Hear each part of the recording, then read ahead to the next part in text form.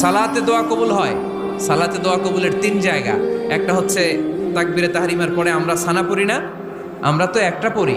আল্লাহর হাবিব সুন্নাহ এবং নফল নামাজে আরো পড়তেন সানা, ওই দোয়া কবুল হয়। 2 নম্বর জায়গা সালাতে সেজদায় পড়ে দোয়া করলে কবুল হয়।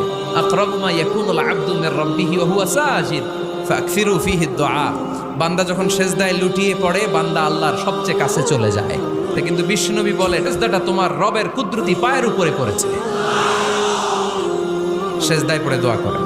সালাম ফিরানোর আগে বিশ্বনবী দোয়া করতেন, লা ইউসাল্লিমান্না আহাদুকুম হাত্তা ইয়াতাআওয়াযা মিন আরবা'a।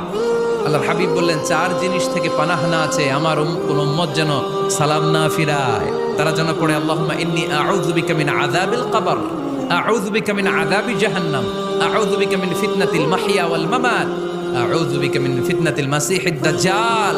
আল্লাহ কবরের আযাব থেকে বাঁচাও, আল্লাহ জাহান্নামের আগুন থেকে বাঁচাও, আল্লাহ জীবন